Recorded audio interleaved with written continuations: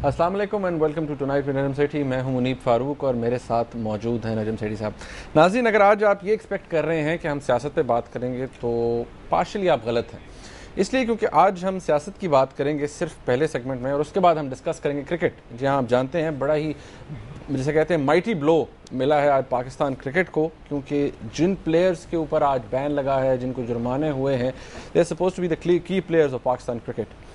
और उनके हवाले से जो सेंटिमेंट्स हैं इस वक्त लोगों में वो यही हैं कि वो प्लेयर्स को तो इतना शायद एक्यूज़ नहीं कर रहे, वो ज़्यादा लोग एक्यूज़ कर रहे हैं पाकिस्तान क्रिकेट बोर्ड को। अब गलती इसमें किसकी है, पाकिस्तान क्रिकेट बोर्ड की है या प्लेयर्स का कुछ टेम्परामेंट ऐसे था? इन फाइटिंग की जो बात की जाती है, क्या ये इतना बड़ा मसला है कि that leads to this kind of punishment? इसके हवाले से बात करेंगे। सियासत के हवाले से बात जो होगी वो होगी इस लिहाज से कि आपको पता है 23 मार्च आ रहा है और हमारे प्राइम मिनिस्टर साहब ने कहा था कि 23 मार्च तक खुशखबरी मिलेगी कौम को। खुशखबरी यही है जी कि कॉन्स्टिट्यूशनल पैकेज आ रहा है। अब उस कॉन्स्टिट्यूशनल पैकेज के अंदर क्या है, कॉम्प्रोमाइज़ हैं या वादे पूरे होंगे, ये सेठी साहब से पूछते हैं हम। सेठी साहब, हवाई फायरिंग हो रही है जरदारी साहब की तरफ से कि अब वो मार्च का एंड कह रहे हैं, प्राइम मिनिस्टर साहब ने 23 मार्च कहा था। कॉन्स्टिट्यूशनल पैकेज क्या होगा उसके अंदर? आज मेरी मुलाकात ब्रीफली हुई सीएम पंजाब शहबाज शरीफ साहब। ब्रीफली अच्छा। वो कोई प्रोफेशनल मैटर्स थे एसोसिएशन के थ्रू से। ओके। तो वो जब वो ख़त्म हुई तो उन्होंने मुझे पूछा कि क्यों भाई ये प्रेसिडेंट साहब अब क्या नई चाल चलने वाले हैं। तो मैंने कहा जी वो अब उन्होंने कोई वादा किया वो निभाएंगे। अब तो हंसने लगे, कहने लगे आज तक तो कोई वादा उन्होंने निभाया नहीं। ये कैसे निभाएंगे, ये एक और गोली दे रहे हैं। और वो कन्विंस थे कि ये एक नई गोली आ रही है और ये कोई ऐसी बात नहीं। अब क्या गोली आ रही है? हाँ, गोली आप बताएं ना। गोली है, मैंने कहा ना हवाई फायरिंग है। आप कह रहे हैं हवाई फायरिंग है। इसमें दो बातें चल दो बातें। पहली बात यह है कि प्राइम मिनिस्टर साहब ने कहा था 23 मार्च से पहले खुशखबरी गिफ्ट देंगे, तोहफा देंगे। जरदारी साहब ने भी यही कहा। फिर गालबन कोई मिस रिपोर्टिंग हुई जो उन्होंने कहा कि जी महीने के आखिर तक, किसी ने कहा इस महीने की बात कर रहे हैं, किसी ने कहा अगले महीने की बात कर रहे हैं। अब मुझे जो बात समझ आई है, जो मेरे जासूस प्रेसिडेंसी में जो बता रहे हैं, मुझे जासूस भी तो होते हैं ना हमारे, वो कहते हैं जी कि 23 मार्च से पहले प्रेसिडेंट साहब खुद खिताब करेंगे नेशन को। गालबन मेरे जासूस ये भी कह रहे हैं कि वो इस खिताब को बहुत अहमियत दे रहे हैं और ख़ुद उसके ऊपर काम कर रहे हैं। ये नहीं कि किसी स्पीच राइटर को दिए, खुद काम कर रहे हैं। मेरे जासूस ये भी कहते हैं कि 23 मार्च से बहुत पहले ये स्पीच नेशन को सुनाई जाएगी। अच्छा।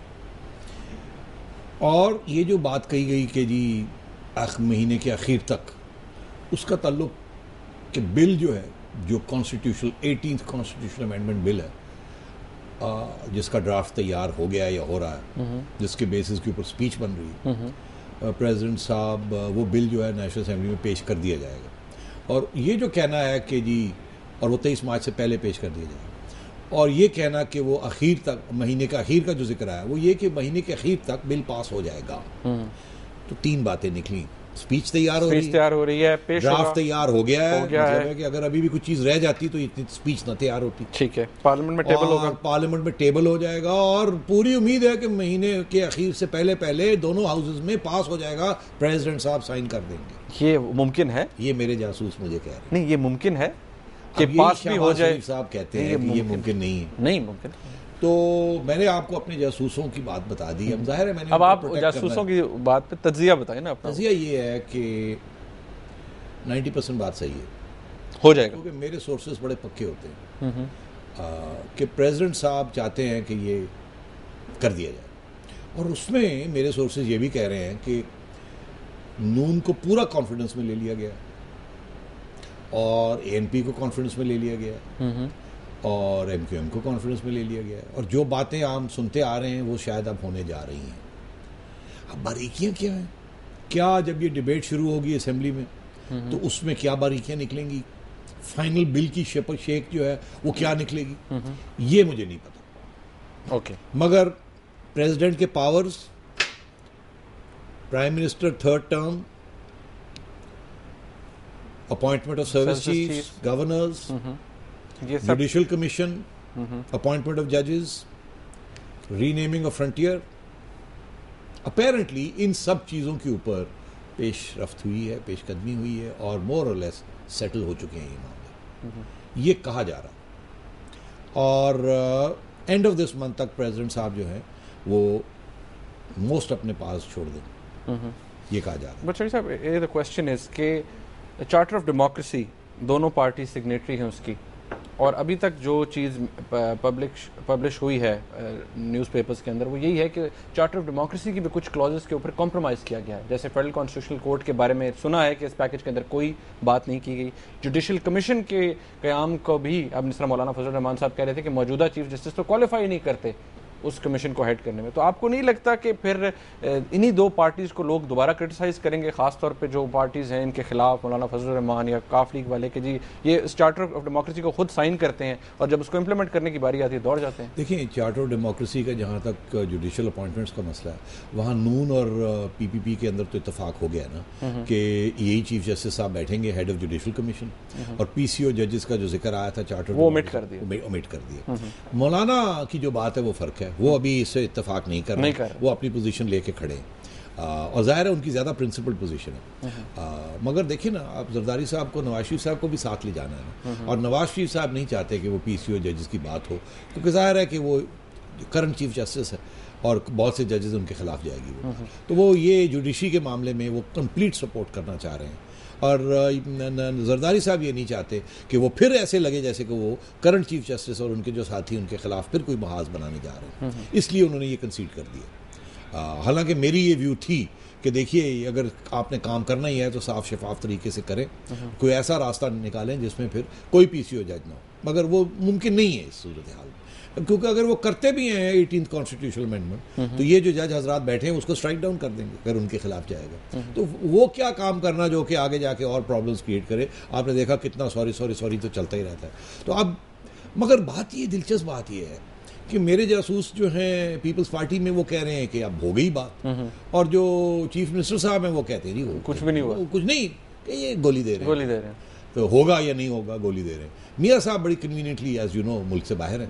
अब वो क्या होता है जब ये पेश करेंगे, उसके बाद कौन चीखें निकाल मारता है, कौन कहता है हम नहीं मानते, हम नहीं जानते, वो पूरी ये शेर व शायरी शुरू हो जाती है। मगर प्रेसिडेंट साहब ने स्पीच ज़रूर करनी है, बिल ज़रूर वो लेके आएंगे, बिल के ऊपर डिबेट होगी, क्या एंड ऑफ द मंथ तक बिल में कुछ तरमीम की जाती है कंसेंसस के जरिए या नहीं की जाती, वो देखने वाली बात है, मगर कुछ ना कुछ होने जा रहा है।